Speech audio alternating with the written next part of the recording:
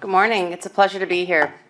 IQVIA is pleased and honored to serve this year's Prix Galien Awards, and we appreciate that this award is a forum that gathers together leaders and innovators in our space to make an impact in human health.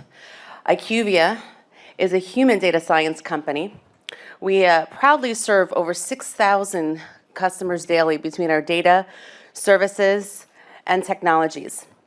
We have the privilege to look at data holistically with our combined expertise, domain expertise, unparalleled access to data, analytics, and finally our transformative technologies. When I was asked to chair this morning's panel, I thought it was incredibly appropriate for me to find such leaders in the industry and also outside the industry, and I'm pleased to be bringing a strong panel of stakeholders across life sciences. You're going to be hearing from chief digital officers, inviting one outside the industry into ours. You're going to be hearing from a physician, as well as leaders in real-world data. And together with data combined with domain expertise, analytics, and being able to really look ahead in terms of how we can make improvement in human health is really what IQVIA as a human data science company is all about. And so we're privileged to share this journey with the Galien Foundation. I will also say, over the years, we have been serving and supporting many of the award nominees. Approximately 98% of the nominees for the Prix Galien were powered by some of the services, data, and technologies from IQVIA. So we're honored to be part of this mission in the conquest of human health. I'd like to now welcome my panelists to join me on stage as we start the introductions. And what's going to be really exciting about our topic of digital health is that we have three themes. Theme number one is talking about digital. Theme number two is talking about patient-centricity. And finally, how we're able to combine that data through advanced analytics as well as digital therapies.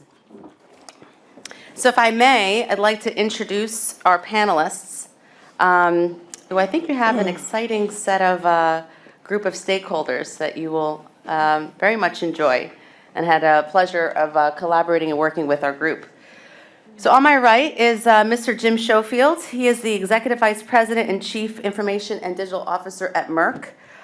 Jim is responsible for a broader portfolio of capabilities, including enterprise-wide technology solutions, digital transformation strategies, and implementing new and emerging tech to further enable innovation. What's exciting about Jim joining us in this mission, and we hope that this is one of the most exciting appointments you have, Jim, coming from the Chief Information Officer at Nike, where he led the delivery of innovation and improved business integrations, and also served as the CTO of Coca-Cola. So welcome, Jim. Next to Jim, we have Dr. Emmanuel Fombu, a physician author of Future Healthcare. Dr. Fombu is internationally recognized as the authority of convergence of digital tech and healthcare. He brings a really unique perspective, and he is an award-winning author, physician, and exec with over 15 years combined experience in digital medicine, trials, and management of strategy. So we welcome Dr. Fombu and your perspectives. On my left is Dr. Nancy Dreyer. She is the Chief Scientific Officer at IQVIA, and really is a powerhouse of leading some of the real-world evidence. I can say that, right? No. She's provided a number of thought leadership in registries and evaluating patient outcomes, and she is most recognized, and we congratulate her in her 2019 DIA Global Inspire Award of Author of the Year for advancing the framework of regulatory use of real-world evidence. And this is one of the most downloaded articles in 2018 in therapeutic innovation and regulatory sciences. So you've got to check it out. And finally, last but not least, Mr. Karl Hick, who is the Chief Data and Information Officer at Takeda. Karl is the Chief CDO with nearly 20 years experience in technology within life sciences. And what's interesting about Karl's journey is as the role of the CIO converging to a CDO, he'll be sharing some practical examples in terms of what are the value-based R&D driven bio focuses, in terms of partnerships and alliances, With its $62 billion acquisition of Shire in January, Karl's been focused on really guiding the organizations for transformative innovation initiatives. So thank you, panelists. Okay, let's get started.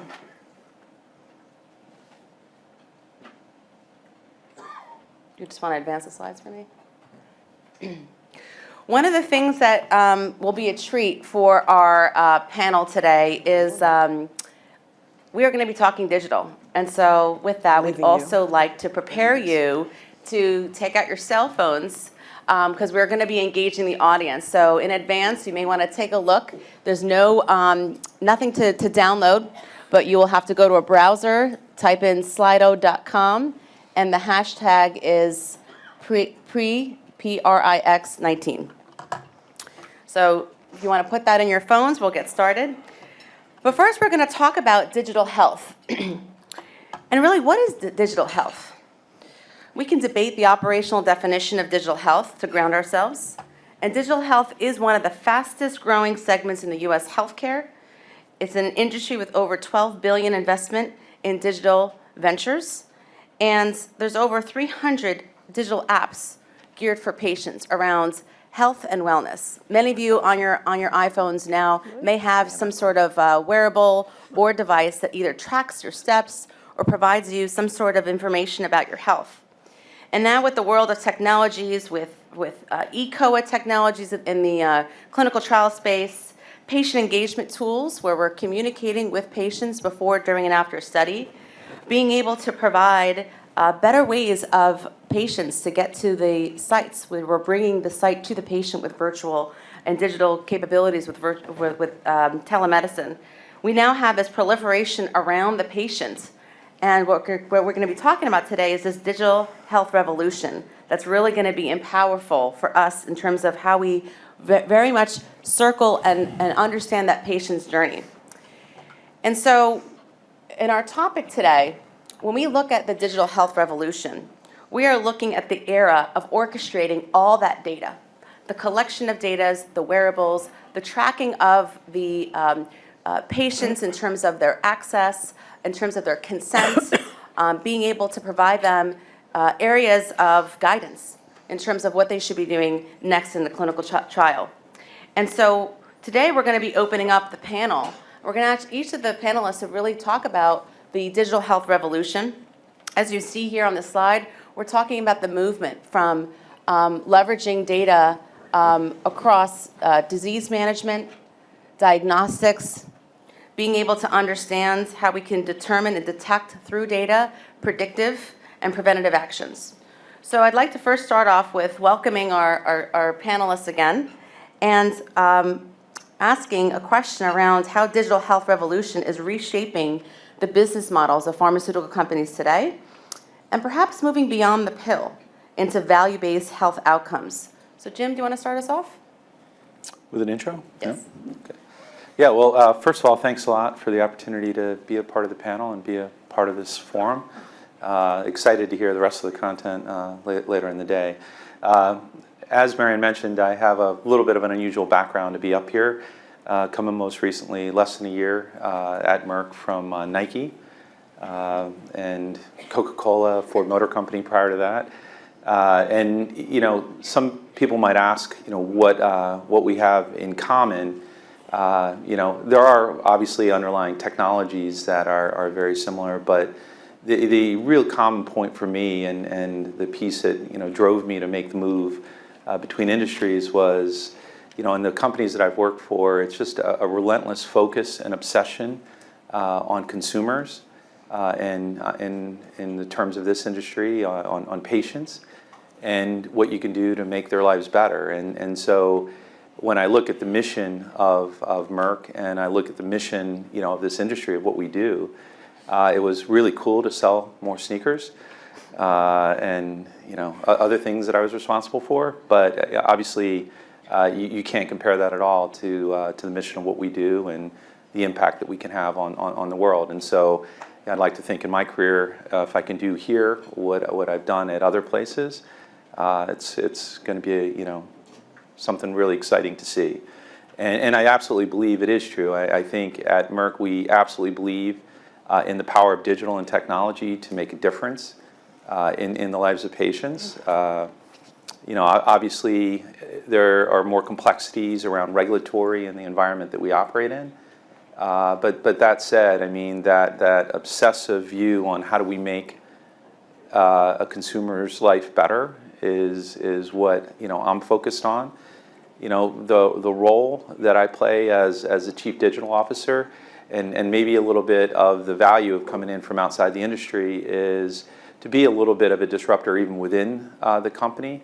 I play a fairly unique role in that I cross over all divisional areas, all functional areas. My team is in the middle of everything that we do, and when we look at the methods of how we would apply digital in our business model, it does definitely take thinking about the problem at a holistic level across the entire company, across everything that we do, of thinking, everything from research and commercial, of what are the technologies and things that we might do that would make a difference.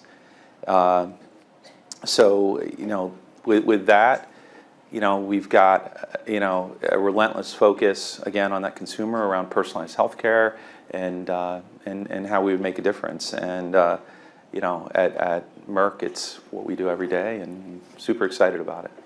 I was a former Merck employee. Merck is the medicines for the people and the profits follow later. Always patient-centric at the core, right? Yeah. I'd like to actually turn it to Mr. Hick to also share perspective as the role of a chief digital officer and the impact on digital health, and what this means in terms of the organization to move across to have more access to data and more patient-centric outcomes. Thank you, and good morning, everybody. We have, it's great to see so many people that actually came for the 7:45 digital over coffee discussion. I think about, digital health, and I think about, increasingly the genomic advancements, and I think about just how critical it is to empower our patients to be able to track and quite frankly, manage and improve their overall health. Beyond that, we're really on the precipice of being able to make market improvements in terms of helping to deal with some of the inefficiencies, I'd say, in the healthcare industry. Hopefully improving both access and reducing cost, and bringing a dimension of personalization and precision, I would say, to the therapies that we produce. To Jim's point, I think that there are a few of us, and perhaps there will be soon more, in terms of the digital and information officers. And I think fundamentally the reason for that, and the conversation that Christoph, our CEO from Takeda, and I had, was it's very difficult to separate, I'll call it, digital strategy from the underlying technologies. The role of the CDIO is meant to help to act as perhaps a chief agitator, an orchestrator, to help us to think about not only inherently our digital health strategy as it complements what we do as a company, but certainly to build the underlying capabilities, the technologies, in order to help to facilitate that. And we've seen over time that when those roles are separated, often the strategy and the execution are adversely impacted or slowed down. So I as well am very excited to be here. I'd say driving human health forward is a very noble ambition, and it's a part of what brings us up perhaps here at 7:45 in the morning and drives us forward. I would say that Takeda has a very unique perspective on that. We are a very old company. We were formed in 1781, actually 1871. But rather and while the entirety of the company is sort of changing at this point in time, I would say that there are a number of focuses on our value system, and our values focus on helping us make decisions in a particular sequence, and we focus on, we call it PTRB. Really, we focus on patient being at the center of everything we do first. Secondly, we focus on, the T stands for sort of enabling trust with society. The R really represents reinforcing our reputation, and then last is really how we develop our business. And so I think with that orientation, we're uniquely positioned to help us enable very different outcomes for the patient. So, thank you. Excellent. What's interesting is hearing the perspective of this role changing, and the changes also the conversation we have, right? As providers serving a market that's also transforming, right? It changes the way that we have to look at data. It forces us to disrupt the status quo. I'm going to go back here to my right. Maybe Dr. Fombu, you could tell us the motivation of leaving the clinical practice as a physician, now entering in and having had the remit of digital, right, transformation. And if you could share a few words. Sure. What got me into digital? I worked previously for a company out of Palo Alto where we used like mRNA, age, and gender to predict the risk of someone having a heart attack, right? So a lot of times people, if you have chest pain, for example, and you have family history of high cholesterol, or someone had a heart attack in your family, you run to the emergency room and you think you have a heart attack, right? It's quite common for males. Females get heart attacks, but they don't get similar symptoms, right?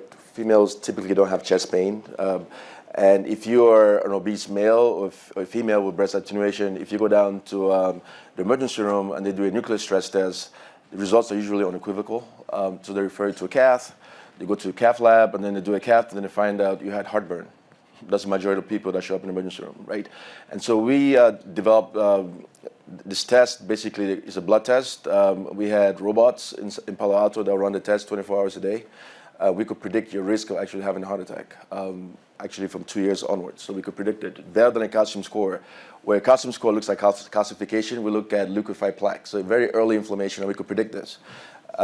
We got the test covered by Medicare, Medicaid around the country, and this was a great tool, right? So if you look at a test for $1,200, compare this to $25,000 process to go in the market, it makes a lot of sense. So this idea of prediction medicine got in my head. I got very interested in that.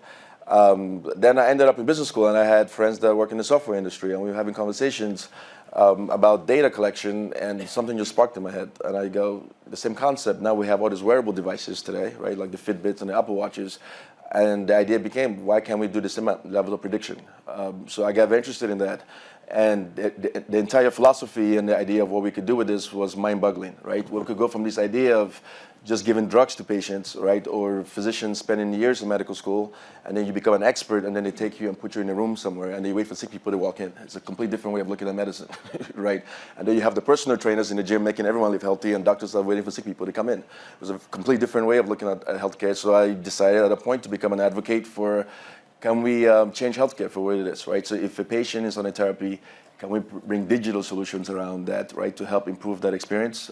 If someone is not sick, is it possible to then predict and prevent disease before it actually happens?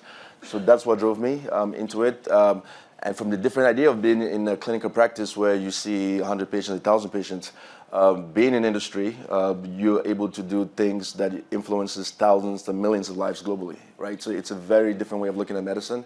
So I still think I'm still in the practice of medicine, but just a different way of looking at it. Thank you. So we've been hearing a lot about tech, right? So what happens when you're putting technology now with data? And I'm going to pull this now for Dr. Dreyer here to talk about how, at IQVIA, running 1 out of 5 trials globally, and the fact that IQVIA processes 2 trillion transactions per year, the ability to connect data and now technology, leveraging AI and ML. Nancy, can you share with us, what is digital health for you in terms of now having earlier access to data combined with real world?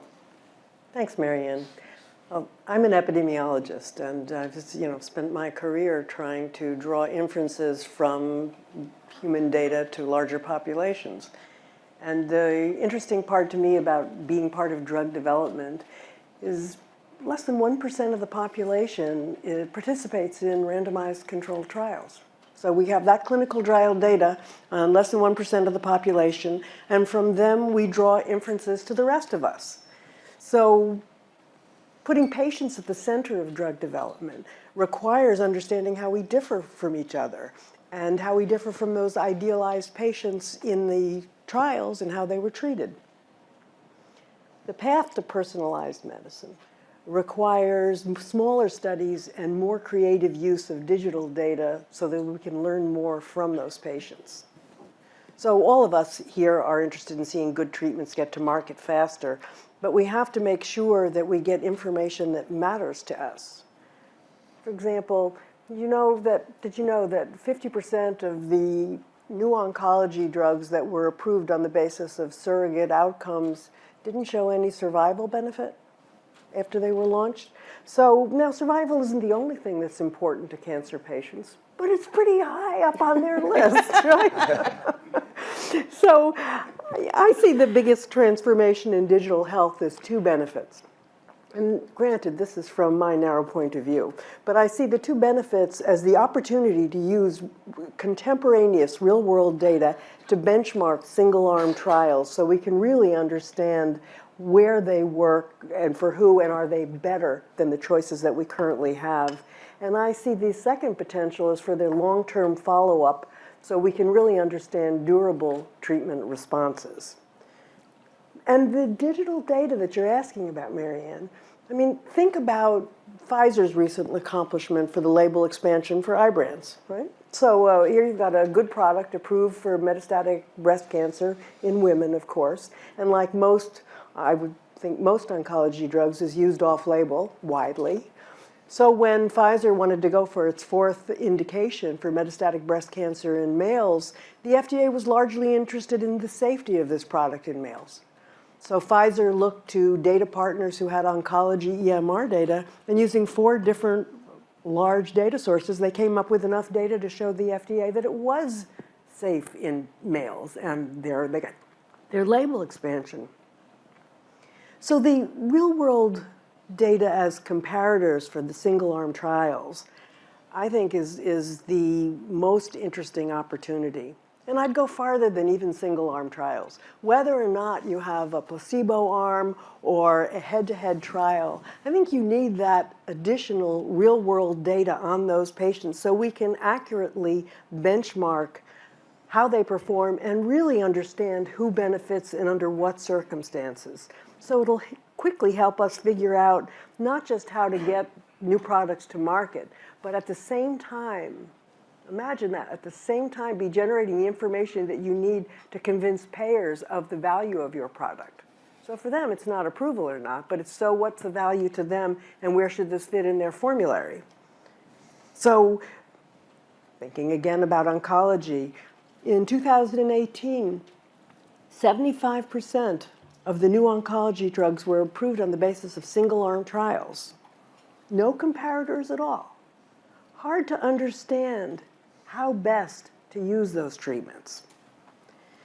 Now, what we saw, if those of you who follow JAMA, was just about 2 weeks ago. They had an interesting article comparing RCTs with real-world evidence and looking to see how often you could replicate findings of clinical trials in real-world evidence.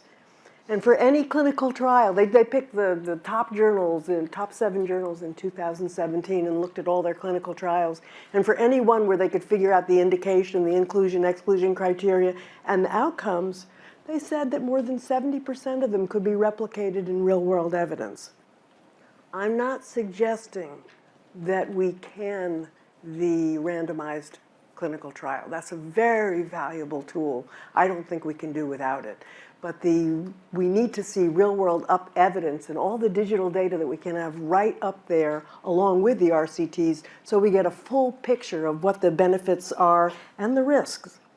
So let me just leave you with an image about the excitement of being at a human data science company. So I work for IQVIA, and it's a niche you may not have heard about. It combines human science and data science. And an example of one of those projects we're just starting now is in genomics, trying to do some work in early onset Parkinson's disease, trying to figure out if there's a genomic footprint for those who develop early Parkinson's disease so that we can target that genomic footprint for our drug development. That's the excitement of the future. Thank you. I really appreciate the perspectives here. We're talking about transformation and organization from the clinical side to the organizations, now the access of data. Is the pill enough? Is just the pill enough? You know, now we're going to be moving into the next segment of patient centricity, but before we do, we want to know what you guys think. So if you guys recall, I'm going to be engaging with you. I'm going to remind you of the instructions again. Now, if you take out your app, your phones, if you will. You guys want to advance the slide for the instructions, please? So you just go to any browser, click in Slido, slido.com. Promise this is not very painful. Enter the code PRIX19. You have to do it just once. Okay. So the question is for the audience. We can go to the next slide. We'd like to know where you predict digital health will make the largest impact in the next 5 years. Is it preventative care, that we can be able to prevent an illness before it occurs? Is it the awareness and diagnostics to educate a patient? Is it disease treatment, which is pretty much where we are now? Care management or preventative care? Take a few minutes to tally up.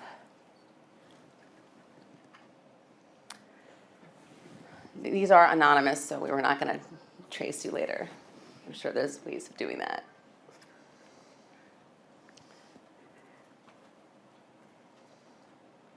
Speakers, are you surprised with these results? No. Surprised maybe on the uniformity, but yeah. Yeah.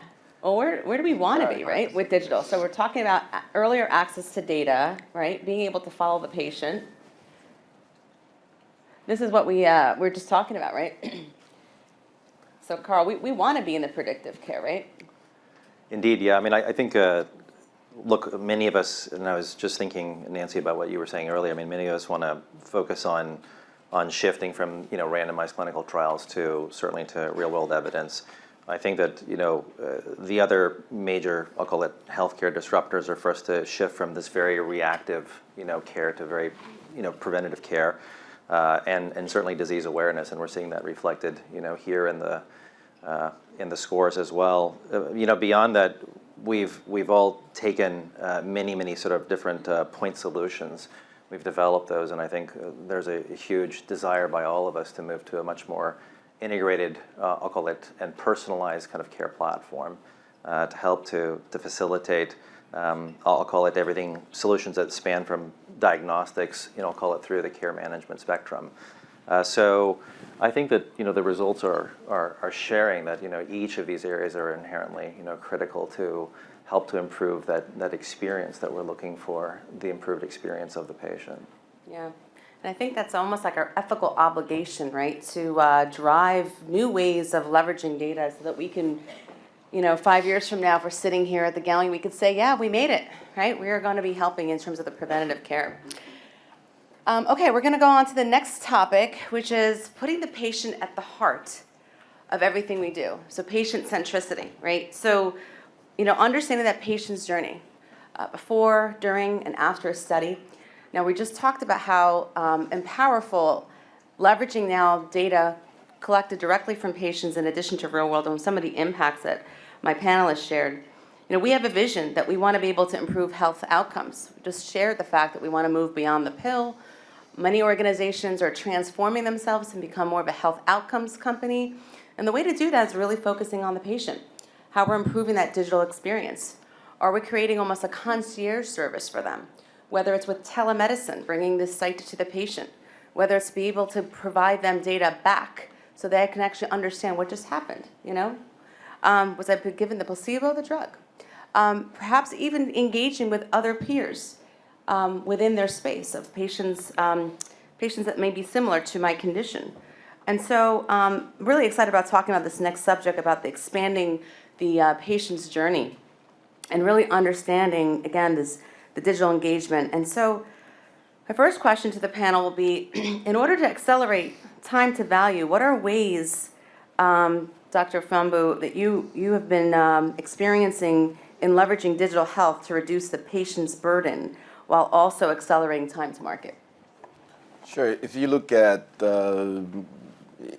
research in general, right? It takes years and years and years. I'm talking about chronic disease here. So if you look at a disease like diabetes or hypertension, a lot of the studies require thousands of patients, and this study is run over multiple years, right? To enroll all those patients in a particular study and to get it done. What we can do now with technology is we could, if I monitor, we could monitor, let's say 100 patients over a continuous period of like 3 months or 6 months. you end up with massive amounts of data in fewer patients as opposed to having a larger number of patients with specific endpoints in time, right? So that's one way in which we could change this. Second of all, when you so that could get your product in the market way faster, right? Second of all, in clinical trials, you tend to lose a lot of patients in studies because of distance to the clinical trial site, right? Why not use telemedicine as a way to communicate with those patients, right? You could get more people that participate in a clinical trial, they could get products in the market. Look at rare disease, for example. If you have a complete rare disease, like Fabry, Karl mentioned, I know Takeda is working on such rare lysosomal storage diseases. You might have a patient in Africa, you might have a patient in Europe, you might have a patient in Montana and a patient in New York. And if they don't have experts in those particular regions, so what happens? That patient is not part of the study. So technology basically breaks down barriers. You could democratize healthcare and get access to wherever the patient is, regardless of where they are. Same way as Facebook is available to everyone in the world, and the internet is available to anyone in the world, right? People have mobile phones today. So I think we have to have this new global mindset. And if we do this, we'll have more access to patients. And I think that will help us bring faster cures to the market and make sure we improve lives. Isn't it obvious, though, right, to use these digital tools? What do we believe the barriers might be in terms of adopting technology? I love what you said, right? I mean, yeah, well, we'll make it easier for the patient. And so just curious, Dr. Hick, what are you looking at as an organization to make these quantum leaps, right, to aspire and provide these patient care, again, before, during, and after a trial? What are some of the needs, barriers, and opportunities this may provide, given some of the obvious enhancements for patient centricity? Yeah, thanks. I mean, there's a number of, I'll call it kind of from and sort of to situations that we need to look at, and I think we were speaking to some of those before, but I'd say that broadly there are barriers that we've just been talking about that touch a number of areas. They could be patient education related barriers, and how can we address those barriers, whether it's through omni-channel disease references, whether it's through chatbots, whether it's through better engagement and interaction with patient advocacy groups. There's a number of, clearly we've talked about enrollment challenges that you were just speaking to. I think that the average patient resides approximately 50 miles from a trial site. So you were touching on virtual trials or decentralized trials. How do we enable a much better experience, I'll call it, within the trial itself from an e-consent or from a digital patient sort of data management perspective? So that's perhaps another challenge that we're thinking about. Retention of those patients. I mean, less than 50% actually remain, through the actual trial. So how do we enable a level of continuous health monitoring, as an example, through technology to try to create that stickiness with the patient and provide a level of coordinated kind of protocol management.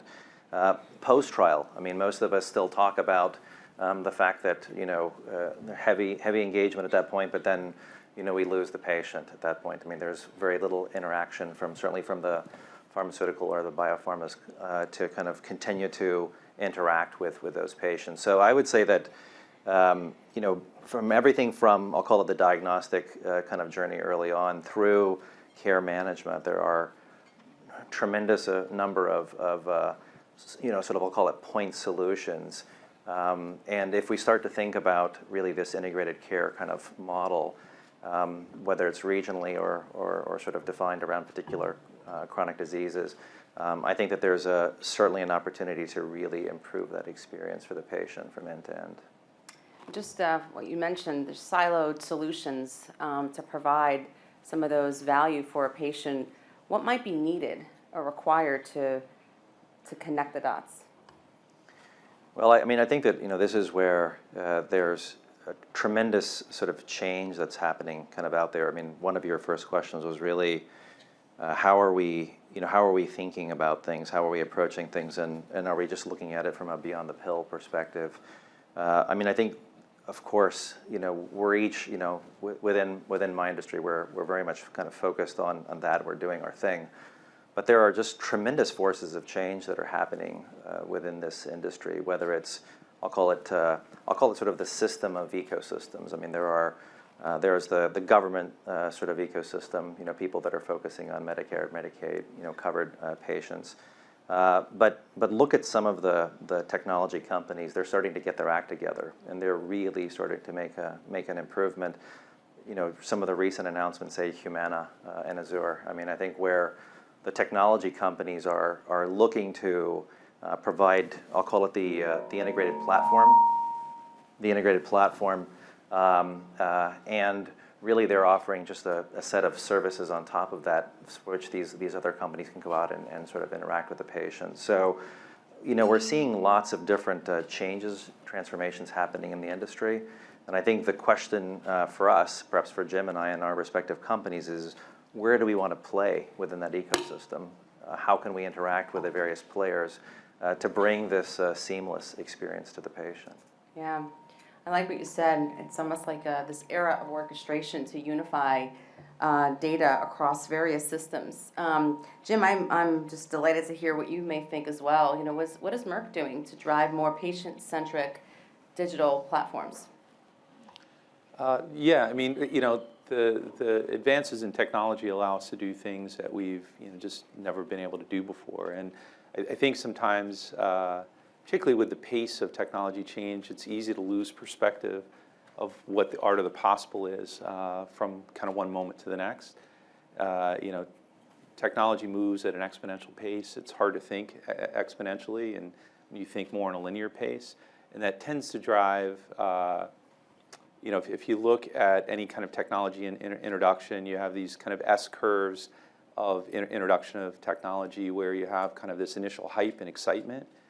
And you think of all the things that you can do, and then there's kind of a trough of disillusionment where it doesn't really kind of pan out, and everyone wants to move on. And if you look, I think, at where disruption occurs, it occurs in that trough, where the people who walk away from the failures and the disillusionment and miss the opportunity that when things become possible that were not possible before. And I think in our industry, looking at areas like genomics and what it took to do that and the cost and time, versus what you can do now. And if you originally looked at it and said, well, this is never going to really work, it's too costly, it takes too long. But with the advances and the pace of change in technology, there are things now that are possible that weren't possible before. And so if I look from a patient-centricity standpoint, and I look at other industries, where I've worked, and the amount of effort we put in understanding, our consumers, and particularly in my last role at Nike, we know a lot about you. I mean, there's people wearing Apple, Nike watches, collecting all your run data. I know what you're doing on Nike.com. I know what you're doing in our stores. I know, if you look at the level of knowledge that you have around your consumer, it's incredible. And and you read all the stories with Facebook and Google and what they know about you, which sometimes can get a little creepy. But and then I look in our industry, for myself as a patient, I look at what we have concentrated on, and we've got a lot of kind of digital islands of capability, and as mentioned earlier, with these kind of point solutions that we take, and we haven't really tied together all the elements of what the art of the possible is, and really trying to better better understand consumers. And so for Merck, the work that we're doing now in many areas, but maybe to mention in smart trials and looking at same use of those wearables that that Nike is using to understand the runners, of really kind of understanding biomarkers, understanding smart dosing, and looking at solutions with smart packaging that allow us to get more of a two-way knowledge of what's happening, where we're moving away from just pushing solutions out to really trying to understand in a better way, from taking that demand sensing and really understanding what's happening with patients, and how do we create better solutions for everything that we do. And so, and I was last night at dinner my CEO, Ken Frazier, was there, and he reminded me after he introduced me to Dr. Angelos of a quote that he put forward, which there's kind of two metrics, only two metrics that really matter in what we do. It's how many patients did we help, and how much help did we give them. And that's at the center of what we're doing from a digital standpoint, and trying to understand how do we leverage that technology that I mentioned earlier to do things that weren't possible before, and not give up, and experiment, which is what our industry and what Merck is really good at. I love it. We're going to take risk, and we're going to just do it. Yeah. Thank you for giving us that motivation. Yeah. So just to collect the summary of thoughts, and we're talking about digital, and we're talking about patient centricity and these islands of data, and it's just screaming for someone to break down those silos, to orchestrate it in a way of being able to provide meaningful use. And now with the aspects of AI and ML, really being able to understand what is the data that we're looking for. And then Nancy, maybe you can help us close off here in terms of, now that you've got different access to data that we didn't necessarily have before, you actually came from the IMS into the merger from Quintiles into IQVIA. What does this do for a human data science company in terms of being able to drive more patient-centric outcomes for in the era of digital health? Well, I'm all in favor of all the gadgets and all the wearables and all the virtual touching of patients, but I don't want to lose track of the basic things that we can do right now through digital technology and through linkage of existing data. So, I mean, imagine if you asked everybody who participated in any clinical trial, anytime you touched a patient, you asked for their consent to link existing health data.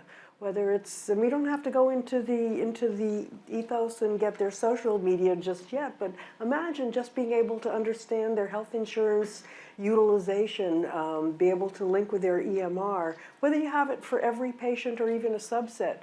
We could learn so much more about patients and about the events that matter to them. Do I have to go back to the doctor? I want to avoid a hospitalization. I want to avoid a procedure. I just want to live my life. There are a lot of things that we can get through data linkage without putting any more burden on the doctor or the patient or the health system. Excellent. So now we're going to ask the audience, if we can just go to the next, you can get your phones out again. We'd like to know from you in terms of, again, this is a reminder where to go. You go to slido.com. For those that may have come from the back, you just take out your phone, open up your browser, type in Slido, SLIDO.com. The code is hashtag PRIX19. And so here's our question. What are the key digital enablers that may drive revolutionary innovation for the human condition? Where do you believe you may need to place your bets in terms of understanding the impact? We talked a lot about, I think, four of these. So just curious where you believe your organization, what you believe may be the enablers of change.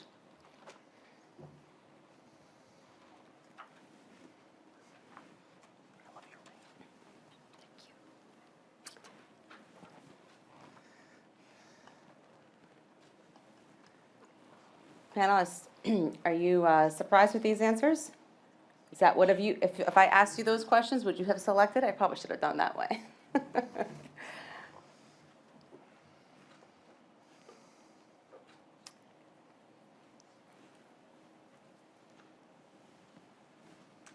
I would say it's almost like combining, often when I'm speaking to CDOs and heads of digital and heads of innovation, often what I hear is, well, it's not only about the technology. The technology is incredibly important to help us drive new access or early decision making.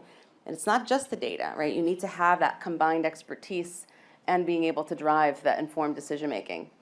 So it's the advanced analytics. I think we certainly need to have that access to determine what change and just empower our decision making. All right, so the third theme is around data linkages. If I could go to the next theme here. So it's around, earlier we defined digital health of information-rich solutions that are going to create ways of us, we try to use the word orchestrating, right? But linking it from from bed to bedside, from bench to bedside. So it's accelerating the value creation that's going to make that impact for patients. And we often talk about predictive intelligence and how we are looking at being more proactive in light of a digital mindset. And so Jim, if you can start us off in terms of what are some of ways that Merck is doing, leveraging now digital health with your background and also leveraging patient centricity. Where does one start? So many folks here in the room may be coming from a biotech background. We've got medical device. We've got certain nominees here across different size organizations. We would welcome your input in terms of what one might need to do to think about having a digital mindset. Well, I think the digital mindset, and first of all, I mean, from the survey data that was just collected, I absolutely agree that advanced analytics is where the source of value is primarily in what I think of as digital in our industry.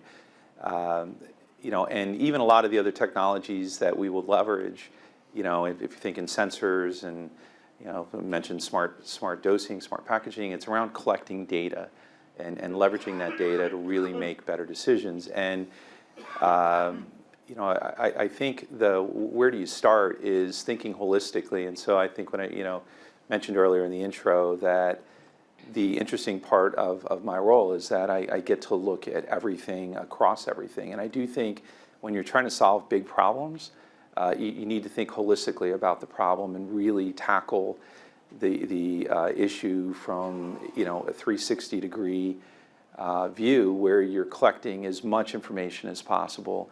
Now, again, you have to start in places, but I do think taking that step back and thinking about the big nature of the issue is you know, where you want to start. And, you know, not to maybe belabor, you know, kind of Nike examples, but just this one's kind of topical and exciting for me. If anyone was following the Breaking 2 initiative, trying to break the 2-hour marathon record, which most people thought to be humanly impossible.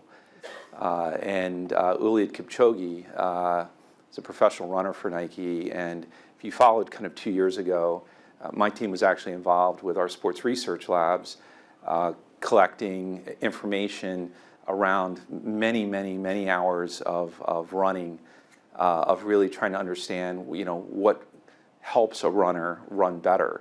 And, you know, it's kind of, in Nike, it was beyond the shoe, right? It was really thinking about, you know, there was a lot of work that we were doing around trying to come up with a better shoe design, which, you know, I think they did very well because the last 5 world records have all been set in the shoe that we developed a couple of years ago. And, you know, again, and I'm kind of proud because it was ML and AI behind the scenes helping the scientists really figure out the nature of how to do that. But when we were trying to solve that bigger problem of doing something that was impossible, it took looking at everything. And it was, you know, it was temperature, humidity, the surface of the track, you know, anything you could possibly control to move, you know, in the world of analytics, of, you know, moving beyond kind of descriptive analytics, reporting what happened, you know, where your predictive analytics trying to forecast what could happen, to more prescriptive analytics where you're actually going to create the outcome and control the factors that you need to control to create the outcome. And, you know, the fun part of the story is 2 years ago, Eliud Kipchoge missed the 2-hour record by 25 seconds. He ran in 2 hours and 25 seconds, which I think we still had a big celebration for that. But just a week ago, he ran the marathon in 1 hour, 59 minutes, and 40 seconds with a slightly newer shoe that we were working on, and, you know, some different factors that were controlled. But it's exciting to see. I mean, when you do things, and the reason, you know, we set that goal is we wanted to set a goal that everyone thought was impossible, and it drove us to create solutions that you had to think out of the box, you had to think bigger, and you had to find different ways to solve the problem. And so for me, you know, that's what I think about, you know, when I'm at Merck, around, you know, the problems that we're trying to solve, which look somewhat impossible and sound a little bit like science fiction. And I know there's skepticism about some of the areas of digital and where we can make a difference. But I absolutely believe if we think big enough and we wrap our heads around kind of what the art of the possible is and all the factors that you could control, you can create outcomes that you couldn't possibly imagine. I love that. I couldn't stop smiling. But you talked about two different types of analytics, right? The precision analytics to control the outcome. Right. You know, because data, access to that data could help us change behavior. Imagine what we could do for patients. Dr. Fombu, I mean, you've been very much immersed in data with working with patients. How do you believe this data linkage, you know, given your previous role at J&J even, you've also had the opportunity to look to harmonize and orchestrate data across different silos. So curious what this data linkage means in terms of the practical setting. Well, for me, it's more personal, kind of, right? It's not about company. That's why I'm representing myself, kind of. I can speak as an individual here. So I'll give you a good example. So my grandmother, for example, right, grew up in Cameroon. At the time, she wasn't educated, right? So, and she had my mom. If you know anything about Cameroon, Cameroon has very good cigar wrappers. And so she smoked quite a bit, my grandmother, right? She used to smoke. And I remember as a kid, I used to watch her smoke, and my mom would come around the house, so I watched my mom come in so she could throw the cigarette away and hide the cigarette, right? That's my grandmother. And my grandmother had diabetes and hypertension and heart failure, and she died from heart failure in Washington, D.C. about slightly over 10 years ago. And so if I go to a doctor and the doctor says, do you have a family history of diabetes or heart attack, which is a common question that we all get on a daily basis, right? What is my answer? Is my answer, yes, I have a family history. Does that mean I'm at higher risk for diabetes, right? Or whatever she had. She grew up in a completely different environment because she had my mom. My mom is sitting over there, right in the middle, right? So my mom grew up in the West and in the U.S. and she educated to get a doctorate degree. She grew up in a completely different environment than my grandmother did, right? So my mom is retired now, but she has no diabetes or hypertension. It's a completely different world, right? And she has completely different access to care than my grandmother did. I have two younger sisters. All three of us are physicians, and as of today, I don't have diabetes or this. So what does that mean to me? So I decided to get my whole genome sequenced myself to figure out what I was at risk for, which is the whole idea of prediction medicine. Because I write a lot about it and I talk a lot about it, but I realized I wasn't actually doing it myself. So I decided to do it. So I got my genome sequenced, and it told me that I was at risk of having hypertension, genetic risk. It told me that. It also told me that I have a gene where I could smell asparagus in urine. I don't know how, right? I don't know how useful that is, you're right? But now I know that, right? So there are two ways of going about it. I could just wait till I get hypertension, or I could realize today that I could prevent myself from having hypertension down the road, because it's going to happen, right, down the road. And so, to me, the call to action is, imagine if we all got our genome sequenced and we all knew our risk for disease and we start working on these things to prevent disease.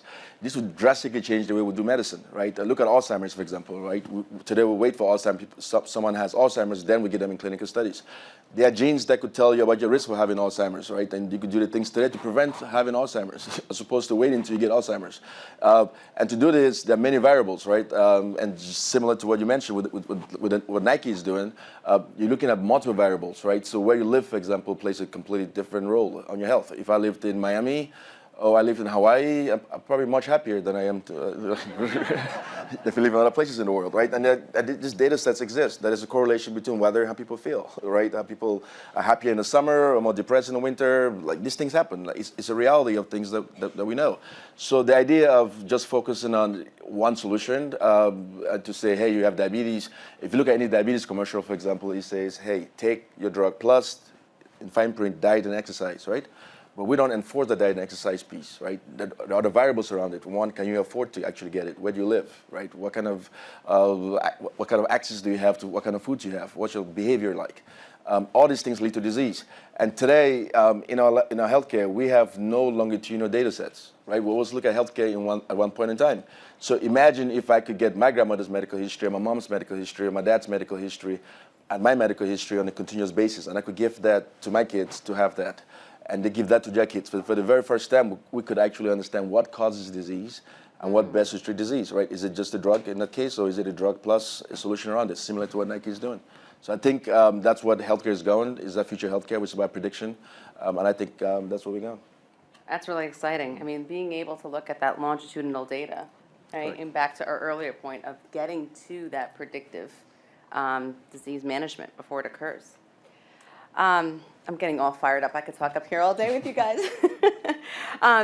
So as we round out and look at the convergence of life science and healthcare data, and just understanding, Dr. Dreyer, if you can, Nancy, talk about maybe a follow-up to what Dr. Manny just mentioned around how can we now leverage more of a longitudinal data, right? How can we now take that, and do we believe patients want to actually consent and give us all that data?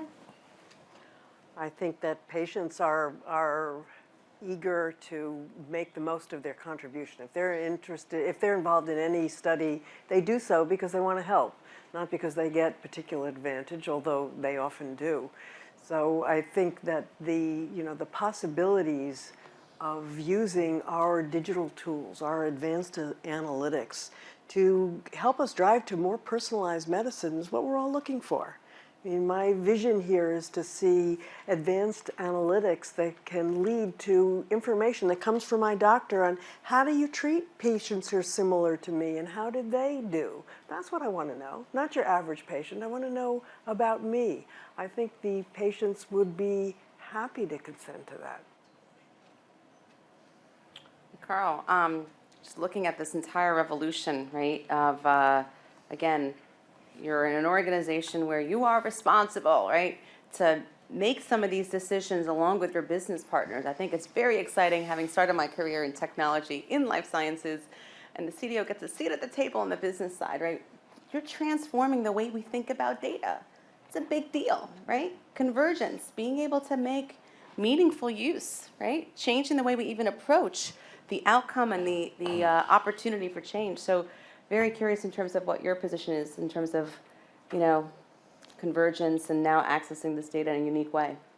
Well, I mean, I think the linkage is critical, and this is something that you were talking about earlier, and certainly the investments I'm sure that we're all making in large database screening for early disease detection is critical. So, I mean, we've talked about, the linking of ELD and claims data and R&D data and genetic data and phenotypic data and really kind of mashing that together really across the health continuum to help to speed the analysis, quite frankly, is a huge kind of possibility that we have, and this is sort of happening very much now in real time. Okay. So now we're going to open it up to the audience. I hope you're having as much fun as we are. So we're looking to now ask you what your thoughts are in terms of this data linkage, orchestrating data across multiple sources. We talked about, or maybe I don't have a question, but maybe I'll open it up for questions. We've just talked about a lot of different topics. The theme of digital health, focusing on the fact that we've got new access to data that we didn't have before. We're changing this paradigm shift of not only collecting data earlier, whether it's in a clinical study, we're also looking to spend the time to understand the patient and their journey before, during, and after a study. We talked about a lot of different technologies that are available today, around e-consent, being able to provide telemedicine, being able to create this concierge service for the patient. We also talked about the fact that there's just various ways of now thinking about, well, even from a pharmaceutical perspective, there's different objectives. We're certainly looking to understand that we're making a revolutionary change on the outcomes and the convergence of data. So certainly we'd love to open up the floor and see if anyone has any questions. Yes.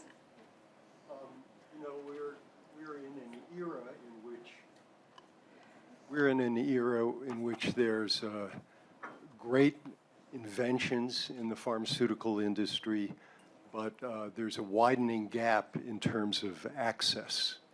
And I'm wondering whether we're on the threshold of seeing a different kind of widening gap. Those who have access to the technology, I'm talking about patients now, and benefit from it, and those who don't. When I walk into an emergency room in the Boston area, most of the people in that emergency room are either elderly or poor. And they're not people who I imagine are going to be using wearables and apps and whose health is going to benefit in the ways that we talked about, which seems so very promising. And so my question to anyone on the panel is, should we be concerned? And also, how much thought are we as an industry giving to making sure that we don't have another kind of access problem? Okay, I think that's a great question. I will say I recently came back from a Site Solutions Summit not too long ago where this topic came up, and different kinds of technologies and different hybrid technologies to adapt to different patients.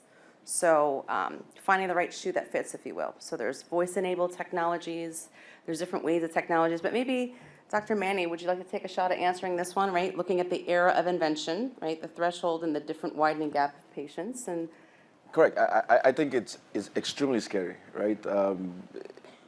And technology is one piece of it, but if you look even today in traditional clinical trials, how many women are represented in clinical trials? You know, how many African Americans are represented in clinical trials? And you're building algorithms that predict disease, and you have a whole chunk of population that's not represented in these clinical trials, right? So that's one piece of it, even on a current basis today. So the algorithms are completely skewed. And the second piece of it is access to technology, right? So yes, you're right. And also, minority patients in poor areas don't have access to these technologies as well, and they probably bring the highest cost in healthcare. But there's nothing that we do in that particular case as well. And so it's scary what's going to happen, because we are going to get to the point where we have these health scores, just like you have a credit score, that you'll be at high risk to a payer. It's not rare today to look at insurance companies already giving out devices to people, right? And if you're very active, then they cut down your premiums. I mean, this is the reality of what's happening today. If you want to give a better picture of what's happening, look at China, where people have citizen scores, right? Or banks are already doing it to us today. Netflix gives you the best movies based on your personal choice, right? Your political opinions are skewed in a certain way. They feed you the same thing that you want to do. So I see a reality that unless we keep the right policies in place, we'll get to the point where those that have will live healthier lives, and those that don't will just be shoved out of society. And it's a reality that we need to address. MaryAnne, we're talking about this. What about the opportunities for different types of drug delivery? I mean, I think there's a lot of opportunity there, and some of the pragmatic research that I've been talking about. Because I think at the recent dramatic accomplishment from Johnson & Johnson, from Janssen this year, where they got a label expansion for their antipsychotic by going into a very disabled population, no access to any tools, comparing a monthly injection to daily orals. The result isn't a surprise, but they had such strong evidence they actually got a label expansion. And I think that we can do pragmatic research in these underserved populations to find out what works when you aren't digitally enabled, because I couldn't agree more. Yeah, I wanted to add to this as well. It's a fascinating question. I think there's the sort of the form factor, you know, the right technology, but clearly we want patients to seamlessly engage with it in their terms, and you know, in the due course of their day-to-day lifestyle. And I think that's a part of the possibility. To your point, I think that we've also learned that in chronic care and in rare disease, it's critical that there's the right, I'll call it, complement of training that also, and I'll call it service, that also kind of accompanies the use of the technology. So certainly, you know, is there sort of a call on demand kind of capability, so that if I do receive a tool or a capability, digital capability, I know actually how to use it. So I think that needs to kind of accompany the solution that is being offered. excellent. I think we have time for one more question. Good morning. I have a question. Oh, Over hello. here. Oh, hi. Morning. Hi. Hi. Good morning. Thank you for the panel. Hi, everybody. Thank you. I have a question about patient centricity and digital health around the theme of prescription digital therapeutics, or digital therapeutics. I'm going to use a three-letter word, FDA. Could you please comment on what the state of the art is in terms of the management, treatment, preventing disease, and the promise of digital therapeutics?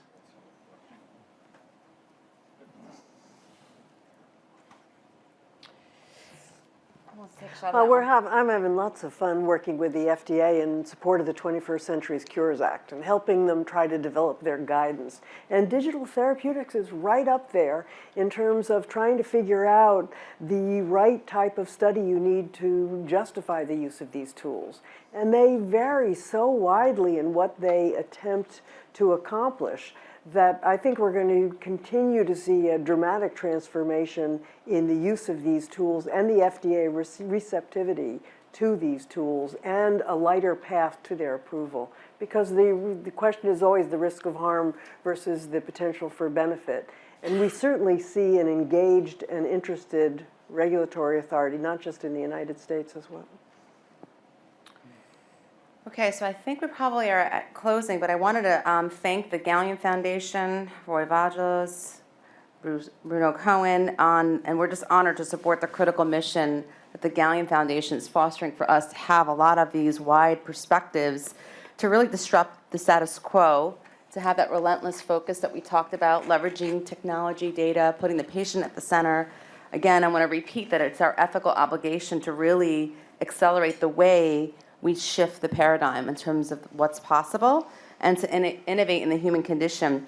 We wish all the award nominees congratulations. We all think you're winners, right, to advance. And because what's happened is not only have you been able to create this opportunity and forum, but now we've evolved. Like we just talked about evolving to the next best thinking. So thank you so much for your time.